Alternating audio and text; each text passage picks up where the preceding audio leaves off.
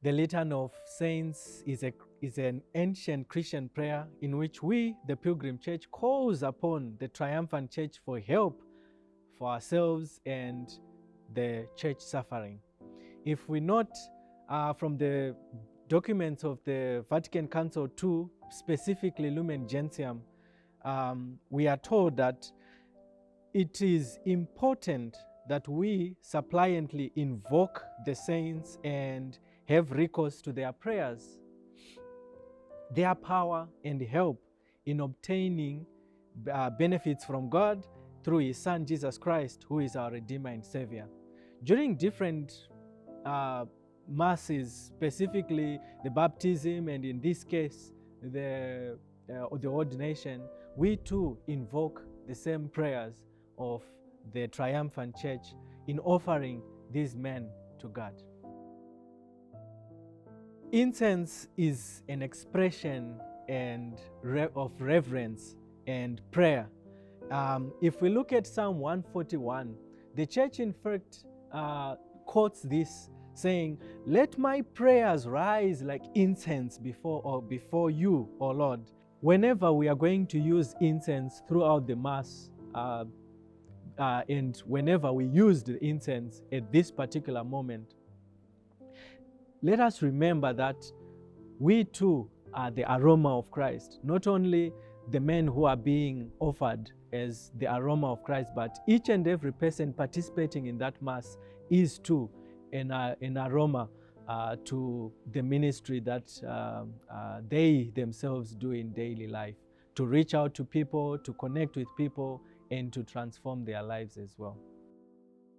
We use clay pots for various reasons. Some people use clay pots as a way that you are offering, that you are using as food or drink that is eaten or drunk at a public space or by a lot of people. In this case, we are inculturating that. We are making use of those clay pots in order that our prayers are contextual to our specific tradition, and that's the context in which we are using those clay pots. The reeds that are going to be used are reeds that people use to sit on as a way of coming together. So those are elements that have to do with our culture, but do not take away the fact that this is a common prayer. Different people from across the world express reverence and respect in various ways. In our own cultural context here in Zimbabwe, kneeling or prostrating is one of them.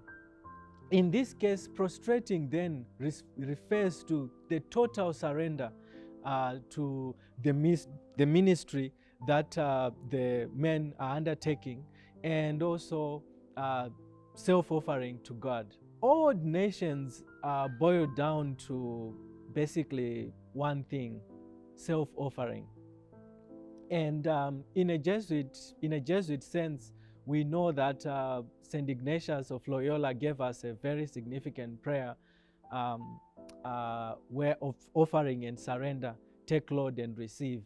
In that total surrender, we believe that these men who are offering themselves are following in the footsteps of St. Ignatius, who not only asked the followers of Christ as Jesuits to totally surrender themselves to God first, and by totally surrendering themselves to God, they will be able to avail themselves to the people whom they are serving.